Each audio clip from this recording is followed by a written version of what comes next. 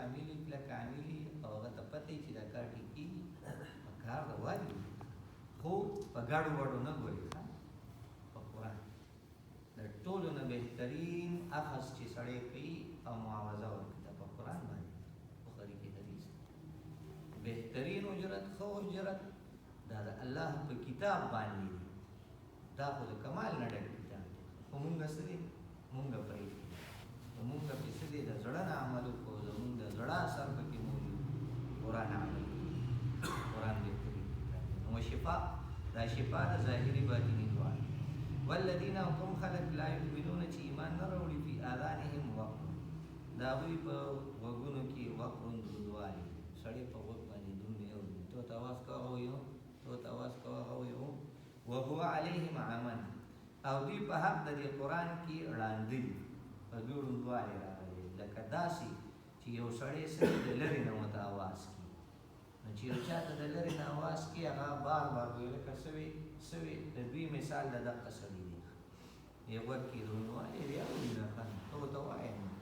نږدې به د سره ناست دي خو چې کله دوی هغه خبره څه دی اوري نه نو الله وایي دا داسې دي لکه غوږونو کې چې څه دی دروندوالی سړي ته چې خبرو کې عمل پې ونه کړي نو د هغه مثال داسې وي لکه چې دی په غوږونو کوڼ وي دی نه اوري اولئک دغه کسان دي ینادون چې دوی ته اواز کولی شي من مکان بعید د یو لرې ځای نه نو الله یې مثال بیانوي لکه لرې سړي ته چې ته اواز کړې او هغه پوهېږي نه او بار بار درته وایي لکه څه وې او ته ول اواز ورکړې هغه وایي څه وې نو د دوی مثال دقسې دی چې عمل نه کوي او دوی ایمان نه راوړي نو مثال یې د هغه سړي دی ولقد اتینا دویمه شبهه د دوی دا وه چې دا قرآن په یو ځل ولې نه رانازلېږي چې دا لږ لږ راځي نو دا د پتن واحدتن ولې نه راځي ټول په یو ځای ولې نه دی راغلی یا ولې نه راځي غونډ کتاب چې درکړي نو الله جل شانه ورته فرمایي ولقد اتینا موسی الکتاب تحقیق سره موږ ورکړی موسی علیه السلام ته کتاب د پتن واحدتن هم ورکړی فاختلف فیه هغې کې م اختلاف وکړلی شو بیا چې کوم دی نو پې خلکو عمل نه کوه ولولا کلمة سبقت من ربک لقضی بینهم بل شبهه د دوی دا وه وی که چېرې مونږ په غلطه یو او مونږ صحیح نه یو نو د الله عذاب ولې نه راځي الله عذاب دې راشي که الله د هغې جواب کوي ولولا کلمة سبقت وی که چېرته نه وي کلمه حکم د الله تعالی وړاندې شوی من ربک له طرفه د رب ستا که د الله حکم نه وي مخکې شوی چې الله حکم کړی چې عذاب به په دې ټیم راځي او هغه وخت مقرر نه وي نو لقضیه بینهم خامخا به د دوی منځ کې فیصله کړی شوی او عذاب به پرې راغلی وي اقدم ښه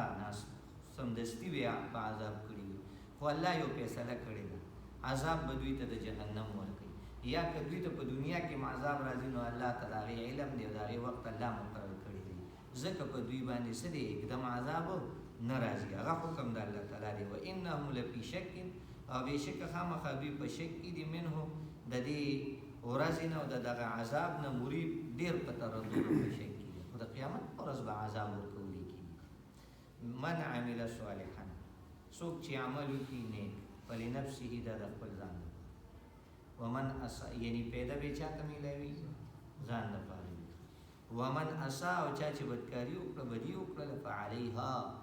نو سزا به په ده باندې وبال به په ده باندې علا د الزام دپاره راځي د هغې الزام به په دی سزا به په ده میلاویږي نو څومره چې یو انسان نیکي کوي د هغه نیکۍ به ته اجر میلاویږي بلکې د نیکۍ اجر یو په لس باندې دی او بل حدیث کې دی الی 700 ضعف دی تر د 200 چنده پورې دی او ګناه چې کوم دی نو الله جل شانه بدکاري اسا د یو په یو ورکړي دا د الله احسان دی او دا د الله کرم وی الله رحیم دی هغه رحیم داسې دی چې د نیکۍ عمل کې نو الله به اجر څه دی اضافه مضاعفه درکړي او چې د بدۍ عمل کې نو الله دومره مهربانه دی چې هغه بدي درته یو په یو حسابوي او بلکې دومره رسول الله مبارک صلی الله علیه وسلم فرمایي من سن سنتا حسنتا چا چې د نیکۍ یو طریقه رایج کړه فله اجرها د دپاره د هغې اجر دی و اجر من عمل بها او د هغه چا اجر هم دی چې څوک پرې عمل وکړي چاته د نیکۍ یو خبره وکړله نو اجر درته میلاو شو اوس چې بیا بل سړي عمل شروع کړو نو هغه اجر هم هغه ته خو ځان له میلاویږي هغه هم تاله راځي. نو د دې وجې نه پکار ده چې سړی د نیکۍ څه وکړي، نورو خلکو ته وکړي چې هلکه دا کار د نیکۍ دی دا وکړه، دې کې درته څه دی اجر میلاوي. او چا چې د بدۍ او من سن سنتا سیئتا، چا چې د بدۍ یو طریقه رایج کړه نو فله وزرها، دته ګناه میلاویږي، و وزر من عمل. یاد ساته چې څومره پورې په خلک په هغه بدۍ رواني نو بیا به پسې هغه وبال هم راځي. نو کوشش کوه چې د بدۍ نه ځان بچو ساتي، د بدۍ څه طریقې رایج نه کړي چې خلک په هغه بدۍ کې روان شي نو بیا به تا پسې حسابېږي. لکه قابیل د قتل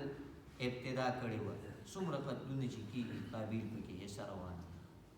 دا طریقه رایج کړې وه. نو د دې وجې نه د ګناه د کار نه ځان ساته، د هغې طریقې نه ځان ساته چې هغه خلک پرې رامخته شي او په ګناه کې مبتلا شي. وما ربک بظلام للعبید، او نه دی رب ستا ظلم کوونکی للعبید په بندګانو باندې. الله تعالی په چا ظلم نه کوي، بلکې دا بنده په خپل ځان باندې ظلم کوونکی دی. ولکن انفسهم یظلمون، دا خلک په خپل ځان ظلم کوي چې د الله حکم نه مني او په ګناهونو کې څه کېږي مبتلا کېږي.